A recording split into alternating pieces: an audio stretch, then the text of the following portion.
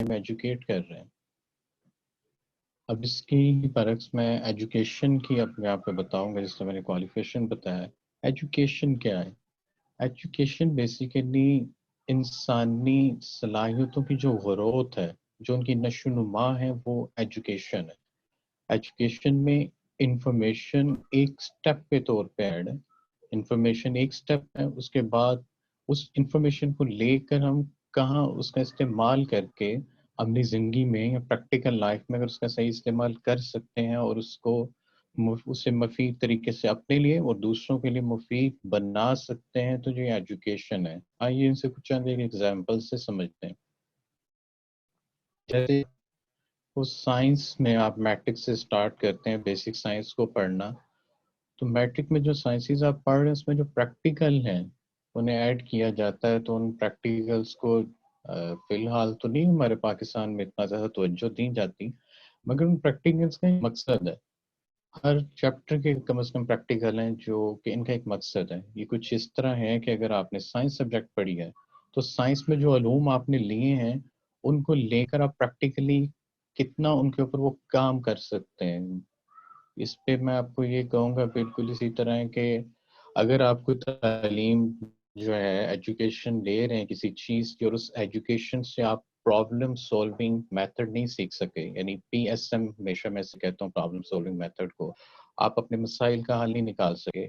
جس سبجیکٹ میں جس فیلڈ میں آپ ایجوکیشن دے رہے ہیں اس ادھر سے اگر آپ نے کوئی پرابلم نہیں سولو کرنا سیکھا تو یہ ایجوکیشن نہیں ہوگی. اب اس اگر آپ نے سمپل پڑھا ہے, پڑھتے ہی چلے جا رہے ہیں, تو وہ کوالیفیکیشن میں آئے گا کہ آپ نے انفارمیشن لی, کتابوں سے لی اور ایگزام کی حد تک آپ نے اس کا استعمال کیا, یہ کوالیفیکیشن ہوگی.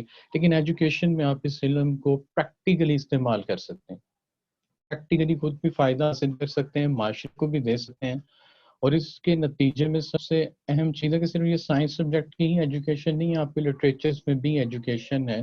آپ کو جو لٹریچر پڑھائے جاتے ہیں, اسلامک اسٹڈی ہے, اردو ہے, سوشل اسٹڈیز ہیں, یا ان کا ایک مقصد تھا. ان کا مقصد یہ تھا کہ آپ کی ذہنی گروتھ جو ہے, آپ کو معاشرے میں اٹھنا بیٹھنا, اس نے اخلاق لوگوں کے ساتھ پیش آنا, یہ چیزیں سکھانا ایک طرح جو کہ اب روم ہو گئے. یہ چیزیں ہم نے نہیں سیکھا پہ جو ہے نا اس کا ڈفرینس کیا. اب میں اپنے ٹاپک کی طرف جا رہا ہوں. میں ایجوکیشن اور ایجوکیشن کا ڈفرینس کر چکا ہوں. ٹاپک تھا اسلامک ایجوکیشن سسٹم. اسلام ایک ایسا سسٹم ہے, جب یہ آیا حضور نبی کریم صلی اللہ علیہ وآلہ وسلم اس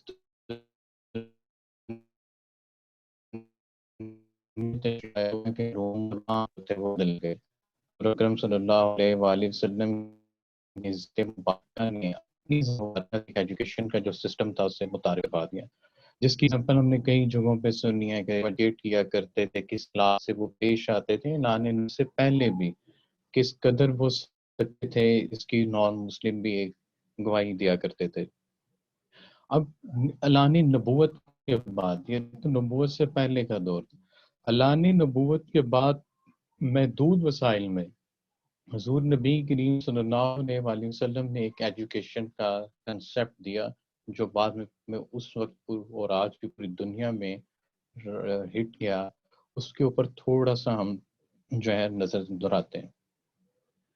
بیسیکلی اسلامک ایجوکیشن سسٹم میں حضور نبی کریم صلی اللہ علیہ وآلہ وسلم نے سب سے پہلے جو طریقہ تھا لیا اور لے کے اپنے صحابہ کرام کو اس کے مطابق ٹرین کیا, جس میں پہلے صحابی تھے حضرت ابو بکر صدیق رضی اللہ تعالی عنہ, پھر دوسرے تھے عمر رضی اللہ تعالی عنہ, حضرت عثمان غنی رضی اللہ تعالی عنہ, پھر امام علی اللہ. یہ وہ ہستیاں تھیں جنہیں لے کے حضور نبی اکرم صلی اللہ علیہ وآلہ وسلم نے ایجوکیٹ کرنا شروع کیا. اس طریقے سے السلام علیکم قاسم بھائی, آپ کی آواز ٹھیک نہیں آ رہی.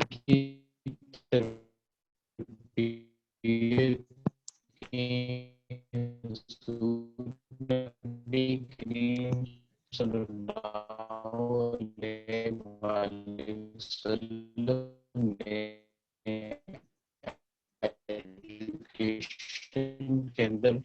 جو ہے وہ کچھ چیزوں کو میں آنا چاہوں گا، کسی ملک کو، کسی معاشرے کو جی جی آواز ٹھیک ہے؟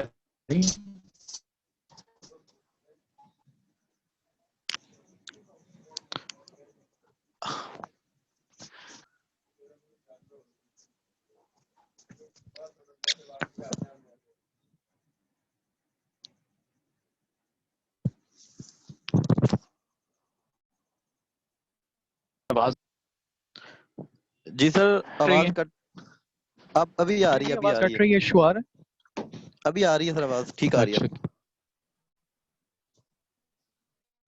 جی ٹھیک، اب ٹھیک آ رہی ہے جی آواز؟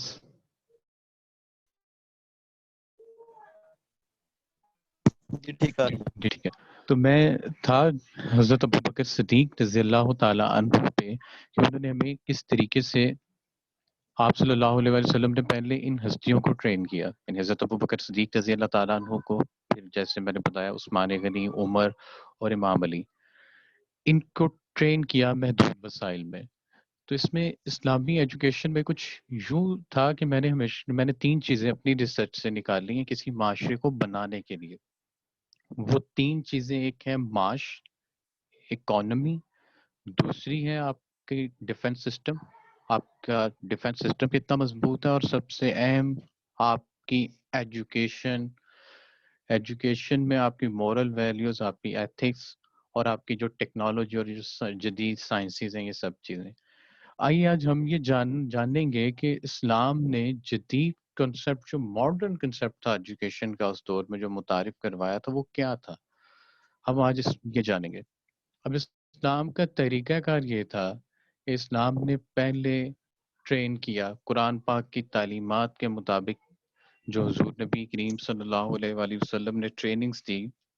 اس میں سب سے پہلے انہوں نے آپسی بھائی چارہ، پیار، محبت اور ایسی چیزیں جو تھیں ان کے بارے میں بتایا، اخلاق کے بارے میں بتایا۔ پھر جو تھی موٹیویشن، جو تھی، جو اسلام نے موٹیویشن سکھائی، پھر ہم پہ بات کریں گے، کیونکہ آپ کے دور سے پہلے ہر طرف جہالت تھی، ہر طرف جہالت کا دور تھا، کہیں بھی کوئی ایسی نہ کوئی پراپر ایجوکیشن مل رہی تھی جس سے کوئی کسی کو فائدہ پہنچتا۔ تو حضور نبی کریم صلی اللہ علیہ وآلہ وسلم نے لوگوں کو ٹرین کیا کس طریقے سے حسن اخلاق سے پیش آنا ہے۔ اس کی مجھے بہت زیادہ ایسے بتانے کی ضرورت نہیں، یہ تو ہم سب جانتے ہیں کہ اخلاق کی وہاں پہ کیا مثالیں تھیں۔ پھر حضور نے جب ایسے کیا تو پھر آپ نے انہیں ٹرین کرنے کے بعد پریکٹیکل میدان میں اتارا۔ پریکٹیکل میدان میں جب انہیں اپنے صحابہ کرام کو بھیجا تو انہیں سکھایا گیا کہ کس طریقے سے آپ نے تجارت کرنی ہے۔ جو میں اکانومی کی بات کر رہا تھا، تجارت کے جدید ترین کنسپٹ سکھائے گئے کہ کس طریقے سے ایمانداری کے ساتھ آپ نے ایک مارکیٹنگ کرنی ہے، اور اس کے نتیجے میں پھر اسلام کی جو اکانومی تھی وہ ایک وقت میں ایسی جگہ آن پہنچی تھی کہ زکوٰۃ لینے والے گھر نہیں ہوتے تھے اسلامک اسٹیٹ میں، جو وہاں سے وہ ایک تجارتی نظام آیا۔ اور ایجوکیشن کا یہ جو معیار تھا، جس میں ایتھکس تھی اور ساری چیزیں تھیں، اس کے معیار میں وہ جو حسن سلوک تھا جو سکھایا گیا تھا تمام بنی نوع انسان کے لیے، ہر طرح کے فکر سے تعلق رکھنے والے اور مسلم نان مسلم کے لیے، اس کی بھی کوئی مثال نہیں ملتی، اور یہ بھی ہم جانتے ہیں۔ اس کے بعد اب ہم آتے ہیں اپنی سائنسی اور وہ جو عملی زندگی ہے۔ عملی زندگی کو محدود وسائل میں حضور نبی کریم صلی اللہ علیہ وآلہ وسلم نے انڈسٹری کا چھوٹا کنسپٹ جو ہے نا وہ دیا۔ اس کے ذریعے صحابہ کرام کو بتایا کس طریقے سے وہاں پہ وہ کپڑے بھی بنتے تھے اور بھی چیزیں بنتی تھی اس دور کے مطابق، لوہے کا ساز و سامان بنتا تھا، اور تلواریں بنتی تھی، اور یہ ساری چیزوں کی بھی ایک وہ جو تھی، اس طریقے سے اس کو اکانومی میں لایا گیا ایک جدید کنسپٹ کے ساتھ۔ اس کے آگے چل کر جو عملی زندگی تھی، ہر چیز کو عملی زندگی میں ایڈ کروایا نبی کریم صلی اللہ علیہ وسلم، پریکٹیکل لائف جو سکھائی۔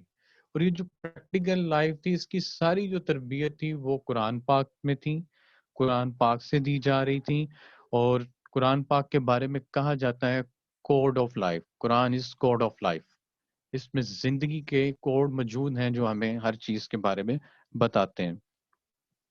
اب میں جیسے آپ کو اکانومی کا بتایا، اسی طرح آپ کو میں نے ایتھکس بھی تھوڑی بتائی کہ اس دور میں کس طریقے سے ایتھیکلی بھی جو تھے کام ہو رہے تھے، اخلاق بھی کس طریقے سے جو تھا لوگوں کا تھا. اور اس کے بعد پریکٹیکل سائنسز کی میں نے آپ کو اگزامپل دی، جو جہاں انہیں ایجوکیٹ کیا جاتا تھا جن چیزوں کے بارے میں، وہ چیزیں ان سے عملی طور پہ وہ کرتے تھے. اگر وہ بزنس کی اگر کوئی تعلیم تھی تو وہ پریکٹیکلی اس کام کو وہ کیا کرتے تھے، ہر چیز عملی ہو رہی تھی. اور اگر اخلاق تھا، اخلاق کی اس کی اگر بات کریں تو وہ بھی عملی اپنایا گیا. اور اسی کے ساتھ آگے جو میں نے تیسری چیز بتائی تھی، ڈیفenس سسٹم، جو کہ کسی بھی معاشرے ملک کو بنانے کے لیے، آج سپر پاور کو اگر آپ بیس کریں گے تو وہ تین چیزوں پہ بنتی ہے. ایک ان کی ایجوکیشن سسٹم ہوتا ہے، دوسرا ان کا اکانومی کا سسٹم ہوتا ہے، تیسرا ان کا ڈیفenس کا سسٹم ہوتا ہے. یہ تینوں سسٹم کے اوپر وہ بھرپور توجہ دیتی ہیں آج کی سپر پاور بھی. اور اس وقت جو مدینہ میں جو نظام تھا اس میں بھی ایسے ہی تھا. پھر جو سپہ سالار جو حضور نبی کریم صلی اللہ علیہ وآلہ وسلم کے دور میں ایمان والے ابھرے، ان کی مثال آج بھی نہیں ملتی. اگر میں بات کروں تو میں سٹارٹ کروں، نام سٹارٹ کروں حضرت خالد بن ولید رضی اللہ تعالیٰ عنہ، یا اس طرح کے لوگ بھی تو ختم ہی نہیں ہوں گے. تو یہ ہم جانتے ہیں. میرے پاس محدود ٹائم میں اسے شورٹ رکھوں گا. اس کے بعد یہ ان کا ڈیفenس سسٹم، جب یہ ساری چیزیں جب حضور نبی کریم صلی اللہ علیہ وآلہ وسلم نے سکھا دی، اپنے صحابہ کرام کو ٹرین کیا، پریکٹیکل سائنسز میں ہر میدان میں ٹرین کیا، تو پھر کچھ ایوولوشنری سٹیپ طے ہوئے. جب حضور نبی کریم صلی اللہ علیہ وآلہ وسلم نے فرمایا کہ میرا دین تم پہ اب مکمل کر دیا گیا ہے، جب حضور اکرم صلی اللہ علیہ وسلم نے دنیا سے پردہ کر فرمانا تھا، تو اس سے پہلے انہوں نے یہ فرما دیا.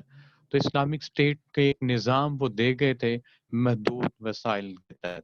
اب ٹریننگ انہوں نے کی تھی اپنے صحابی کرام کی. تو جو صحابی تھے پہلے، حضرت ابو بکر صدیق رضی اللہ تعالیٰ عنہ کے پاس پہلا اپنا ایک دور آیا، تو انہوں نے آگے جو تھی نا ان تعلیمات کو رائج کیا. اور پھر انہوں نے کیا کام کیا، ایک اس سٹیپ کے ذریعے آگے کیسے بڑھایا، اس کے اوپر تھوڑی سی میں آپ کی توجہ جو ہے نا دلاتا ہوں. کیونکہ قرآن دیتا تھا. جی جی جی. کچھ نہیں قاسم بھائی، آپ کریں سٹارٹ، کیا ہوا ہے؟ اچھا مجھے کوئی آواز آئی تھی تو میں اس لیے پھر ٹھیک ہے جی. ہاں جی، میں آپ کو بتا رہا تھا حضرت ابو بکر صدیق رضی اللہ تعالی عنہ نے جو تعلیمات تھی جس میں غور و فکر تھا، سب سے پہلے حضرت ابو بکر صدیق اور تمام صحابہ کرام کو حضور نبی کریم صلی اللہ علیہ وآلہ وسلم نے غور و فکر سکھایا تھا. اب یہ جو فکر غور تھا، اس کی وجہ سے دنیا میں کیا انقلاب آیا تھا اپنی زندگیوں پہ، میں اس کو بھی آگے بتاؤں گا. لیکن یہ غور و فکر یہ قرآن سکھاتا، اور یہی صحابہ کرام کی ٹریننگ کی تھی حضور نبی کریم صلی اللہ علیہ وآلہ وسلم نے. ان کی ٹریننگ کی، غور و فکر کرنا ہے جو انہوں نے سکھایا، اور اس پہ غور و فکر کرنے، اور غور و فکر کرنے کا طریقہ بھی حضور نبی کریم صلی اللہ علیہ وآلہ وسلم نے سکھایا. اس سے آگے جب پہلا دور خلفائے راشدین میں شروع ہوا، تو قرآنی تعلیمات اور حضور نبی کریم صلی اللہ علیہ وآلہ وسلم کی تعلیمات کو آگے لیتے ہوئے حضرت ابو بکر صدیق رضی اللہ تعالیٰ عنہ نے کچھ جدید کام کیے اس دور میں. کچھ ادارے بنوائے جو کہ اس وقت کے مساجد کے ساتھ اٹیچ تھے، اور وہاں عملی کام جو تھا نا اس کو سٹارٹ کروایا. اس کے نتیجے میں تب بھی لوگ نکلے، بڑے انجینئر نکلے، جن کو ہم آج کے دور میں انجینئرز کہتے ہیں. وہ انجینئرز نکلے، وہ ڈاکٹر نکلے، حکیم نکلے، جو اس وقت اگر آپ سٹڈی کریں تو میں نے مختصر کرنا ہے، اس وقت کہیں اور نہیں ہوتے تھے. پھر اس کے بعد ٹیکنالوجسٹ نکلے، سائنٹسٹ نکلے، ریسرچ کرنے والے لوگ نکلے جو کہ غور و فکر کرتے تھے، غور و فکر کر کر کے ریسرچیں لے کے آتے تھے. بہت سارے ایسے جو لوگ تھے وہ نکلے. جو پھر روحانی لوگ جو تھے وہاں سے آئے، آگے بڑھے. اور آپ لوگوں کو شاید علم ہوگا کہ جو انہوں نے یہ روحانی لوگوں نے کتنا جو اس وقت اس دور میں کام کیا. یہ سارے وہ جو طریقہ کار تھا تعلیم کا، اور بغیر کسی لالچ کے وہ یہ جو کام کرتے تھے، ان میں اس میں لالچ نہیں تھا، اور اللہ تعالیٰ نے انہیں نوازا بھی بہت تھا. اگر ہمارا یہ کنسپٹ ہے کہ مسلمان جو تھے وہ بالکل ان کے پاس اتنی دولتیں نہیں ہوتی تھی. اکثر ہم نے سنا ہے، میں نے انسٹیٹیوٹس میں وہ یہ کہتے ہیں کہ جی ہمارے پاس جو مسلمان تھے، جو لیڈرز تھے، وہ کبھی امیر نہیں ہوئے. تو یہ کنسپٹ غلط ہے. مسلمانوں کے پاس بہت دولت ہوتی تھی لیکن ان کی کوئی لالچ نہیں رہ جاتی تھی. وہ تقسیم کر دیا کرتے تھے. وہ تقسیم اللہ دیتا رہتا تھا, وہ تقسیم کیے جاتے تھے. اور جو اسلامک اسٹیٹ کا عروج ہے, اس عروج میں دنیا میں اتنی دولت کسی کے پاس نہیں تھی جتنی اسلامک اسٹیٹس کے پاس دولت تھی. تو اس وقت جو اکانومی, میں آپ کو بتاؤں کہ حضرت ابو بکر صدیق رضی اللہ تعالیٰ عنہ کے دور میں اکانومی بھی اوپر آئی. اس کے بعد ہمارے جو یہ ایجوکیٹڈ لوگ تھے انہوں نے پوری دنیا میں جا کے اسلام کو بھی پھیلانا شروع کیا, اور جدید ماڈرن کنسپٹ سے انہوں نے لوگوں کو پھر ایجوکیٹ کیا ہر فیلڈ میں جو اسلامک طریقہ تھا. اور پھر جو فوج کا طریقہ تھا وہ تو ڈکا چھپائی نہیں ہے کس طرح کی فوج تھی مسلمانوں کے پاس. اور آج بھی میں نے آپ کو پہلے ہی بتایا کہ سپر پاور ان 3 چیزوں پہ بیس کرتی ہیں. اس کے بعد حضرت ابو بکر صدیق کے سے اگلا دور, جیسے کہ یہ ایوولوشنری سٹیپ جو طے ہوتے ہیں, حضرت ابو بکر صدیق کے بعد حضرت عمر رضی اللہ تعالیٰ عنہ کا دور آتا ہے, تو وہ اس کو مزید وسعت دیتے ہیں. یاد رکھیے گا, یہاں کام کوئی سٹارٹ کرے کوئی بندہ, اگر آپ نے کسی نیک کام کے لیے, ایک بڑی سمپل اگزامپل دے رہا ہوں, کہ کسی نیک کام کے لیے آپ نے کہیں سے کوئی چیز اکٹھی کرنی ہو, اگر کسی کوئی آپ نے ادارہ بنانا ہے تو یقین مانو اس کے لیے آپ نے کچھ پیسے یا کچھ فنڈ اکٹھے کرنے ہیں, تو پہلے 10 روپے اکٹھے کرنا بہت مشکل ہوگا, لیکن آخری 10 روپے جو ہے وہ جمع کرنا بہت آسان ہوگا آپ کے لیے. تو یہ چیز جو میں آپ کو یہاں بتائی ہے, ایک ایگزامپل کی ہے, تو پھر یہ کیونکہ ایوولوشن میں میں نے آپ کو سمجھانے کے لیے, ایزی کرنے کے لیے ایگزامپل کی ہے. پھر حضرت عثمان غنی رضی اللہ حضرت عمر رضی اللہ تعالیٰ عنہ کے دور پہ تھا میں, تو وہ جو اب آیا تو انہوں نے چیزوں کو اور وسعت دی, اتنی وسعت دی کہ نان مسلمس کی جو کتابوں کو میں نے ریسرچ کیا وہ یہ لکھتے ہیں کہ دنیا میں اگر حضرت عمر کو 10 سال کی اور خلافت مل جاتی تو شاید کوئی کونا ایسا نہ ہوتا, کوئی کونا ایسا نہ ہوتا جہاں اسلام نہ ہوتا, امن پوری دنیا میں آ چکا ہوتا اور پوری دنیا بڑے امن اور ترقی سے رہ رہی ہوتی. اور یاد رہے حضرت عمر کا وہی دور ہے جس میں گھروں میں زکوٰۃ دینے والا, کچھ اسٹیٹ میں, اسلامک اسٹیٹ میں زکوٰۃ لینے والا کوئی نہیں بچا تھا. ایون اس صحابہ نے بہت ساری چیزیں کہیں, انہوں نے کہا آپ غریبوں میں بانٹیں, یہ انہوں نے کہا نہیں ہے کوئی. انہوں نے بہت سارے اور جو تھے وہ کنسپٹ شروع کیے. پھر وہاں پہ ایجوکیشن, تدریس کے جو تھے اس میں بہت زیادہ کام ہوا تھا اسلامک اسٹیٹ میں. تو یہ وہ دور تھا, اس میں ایجوکیشن پہ بے حد کام ہو رہا تھا, ہر طرح کی پریکٹیکل سائنس میں اسلحہ, اور وہاں کے جدید جو کپڑے تھے اور جو چیزیں تھیں وہاں پہ جو عرب ملکوں میں ہوتی تھی, وہ سب چیزوں پہ کام ہو رہا تھا. ان کی تجارت پوری دنیا میں ہو رہی تھی اور وہ ایک پریکٹیکلی کام ہو رہا تھا. اگر وہ اخلاقیات سیکھتے تھے تو انہیں بھی پریکٹیکل میں لے کے آتے تھے. اگر وہ کوئی بزنس کی تعلیم لیتے تھے اسے پریکٹیکل میں لے کے آتے تھے. اگر وہ کوئی جنگی تعلیم لیتے تھے, صرف وہ پڑھنے یا انفارمیشن کی حد پہ نہیں لیتے تھے, اسے پریکٹیکل میں لا کے ثابت کرتے تھے. پھر عثمان غنی رضی اللہ تعالیٰ عنہ کا دور, میں بڑے یہ مختصر سے آپ کو چیزیں بتا رہا ہوں کیونکہ مختصر ٹائم ہے. تو عثمان غنی رضی اللہ تعالیٰ عنہ کا ایک ایسا دور آیا کہ جب یہ ایوولوشنری اسٹیپ طے ہوا تو آپ جو ہے دا ہنڈریڈس بک ہے اس میں بھی آپ کو بہت کچھ ملے گا. لیکن اس کے ساتھ میں آپ کو تھوڑا بتا دوں کہ جو وہ دور آیا اس میں جدید ترین کنسپٹ آیا دنیا کا. دنیا میں پہلی نیوی جو تھی حضرت عثمان غنی رضی اللہ تعالیٰ عنہ نے اس کو متعارف کروایا. پہلی ایک منظم سمندری فوج حضرت عثمان غنی رضی اللہ تعالیٰ عنہ نے متعارف کروائی. دنیا کی پہلی موٹر وے کا کنسپٹ حضرت عثمان غنی رضی اللہ تعالیٰ عنہ نے دیا. دنیا کی سب سے پہلی جو رستے میں آپ کو آج بھی ملتے ہیں, سرائے ملتے ہیں جن کو آپ ہوٹلز کی شکلوں میں دیتے ہیں, تو اس وقت فری سرائے جو تھے مسافروں کے لیے رستوں میں, لمبے رستوں میں, یہ کنسپٹ حضرت عثمان غنی رضی اللہ تعالیٰ عنہ کے دور میں ہے. پریکٹیکلی تعلیمی ادارے حضرت عثمان غنی رضی اللہ تعالیٰ عنہ نے اس پہ بہت کام کیا. پریکٹیکلی تعلیمی ادارے بہت سارے بنے, اور اسی کے ساتھ ساتھ جدید اسلحے کے کارخانے, اس دور کے جدید اسلحے کے کارخانے حضرت عثمان غنی رضی اللہ تعالیٰ عنہ کے دور میں آئے. اور اسی کے ساتھ ساتھ ان کی آرمی جو تھی وہ ایک بیسٹ آرمی, جو دنیا کی بیسٹ آرمی بنی. ان کی جو نیوی تھی دنیا کی بیسٹ نیوی بنی، یہ وہی لوگ تھے جو چند جاتے تھے کئیوں کا مقابلہ کرتے تھے. تو اس وقت کی سپر پاور عثمان غنی رضی اللہ تعالیٰ عنہ کے دور میں آئی، بن گئی تھی مسلمان اسٹیٹ. اور اس کے بعد عثمان غنی رضی اللہ تعالیٰ عنہ کے ماڈرن ایجوکیشن پہ بہت کام ہے. اگر میں اس کو آپ کو یہاں بتاتا چلا جاؤں تو ریسرچ کا جو نظام تھا، ریسرچ کے ادارے عثمان غنی رضی اللہ تعالیٰ عنہ نے بنائے، اور وہاں پہ ریسرچ اور غور و فکر کر کے نئی چیزیں، نئی ایجادات کے اوپر پوری ٹیم انجینئر اور اس وقت کے سائنٹسٹ لگا دیے گئے تھے. یہ عثمان غنی کے دور میں جدید سائنس کے اوپر بھی کام ہو رہا تھا جو عملی سائنس تھی. اور اس کے ساتھ ساتھ جب عملی سائنس سے تھوڑا سا آگے جب ہم گئے عثمان غنی سے اگلا دور، عثمان غنی نے جو رقبے پہ اسلامک اسٹیٹ کو پھیلایا تھا وہ تقریباً 3 گنا حضرت عمر رضی اللہ تعالیٰ عنہ سے 3 گنا آگے اسلامک اسٹیٹ کے رقبے کو پھیلایا. پھر حضرت امام علی رضی اللہ تعالیٰ عنہ کا جو دور آیا، اس میں انہوں نے مزید کام کیا. اس میں کہا بھی جاتا ہے کہ حضور نبی کریم صلی اللہ علیہ وآلہ وسلم فرماتے ہیں کہ میں علم کا شہر ہوں اور اس کا دروازہ علی ہے.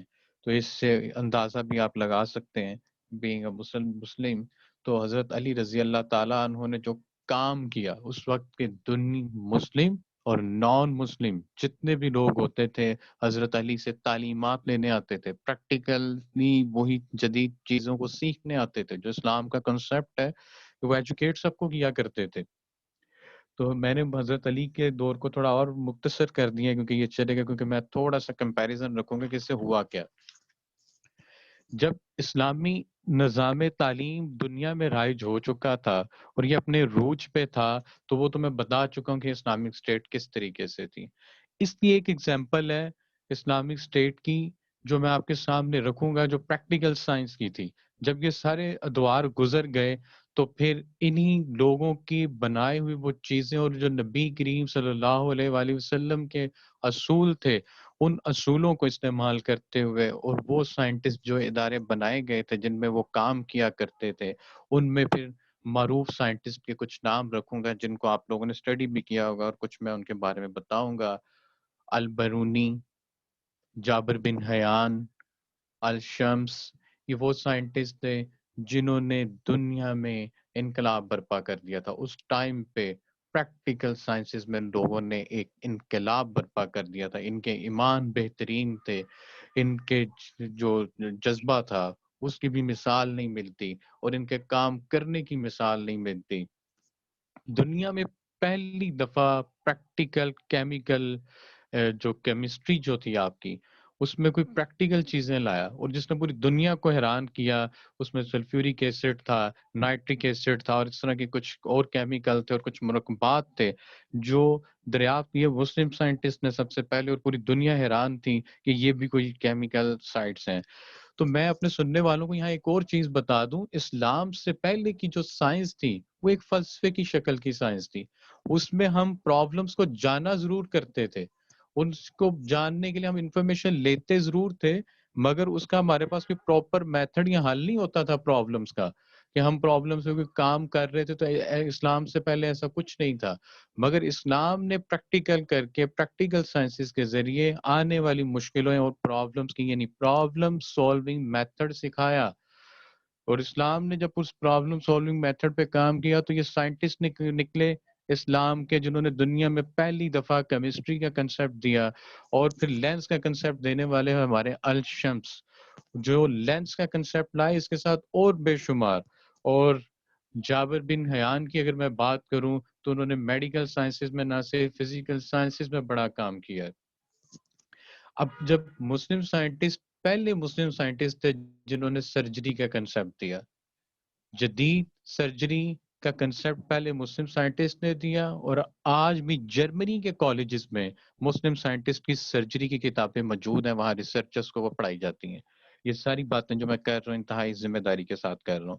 اور اسی کے ساتھ یہ تو میں آپ کو مسلم سائنٹسٹ کی ایک اہمیت بتا رہا ہوں کہ اس سسٹم سے یہ جو اہمیت تھی اس کو میں آپ کے ساتھ بیان کر رہا ہوں کہ یہ نکلا اور دنیا میں ایک انقلاب جو ہے نا برپا ہوا.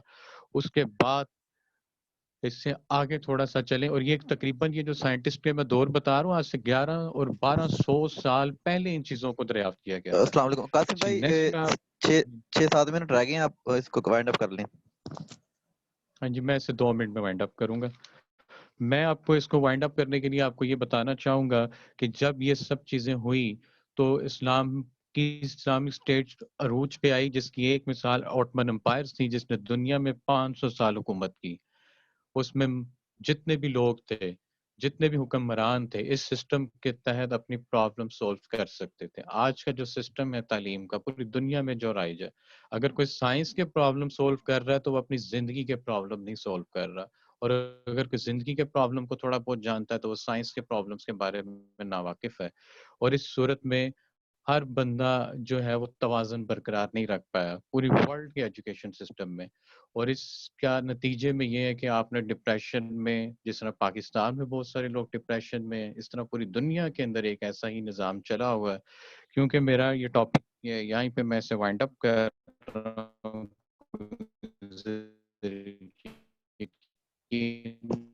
ان کے سوال بھی ہوں گے، میں ان کی طرف جاؤں گا، اور باقی اگر کسی کو کچھ اور اس کا کویسچن کر سکتا ہے. جی حسن آباد صاحب. جی ماشاء اللہ قاسم بھائی، بہت بہت ہی زبردست طریقے سے آپ نے اس کو بات چیت کو لے کے چلے اور وائنڈ اپ کیا. جی کسی کا کوئی کوشچن اس کے ریلیٹڈ، یا کوئی اپنا اظہار خیال کرنا چاہتا ہے تو 3-4 منٹ ہے وہ کر سکتا ہے.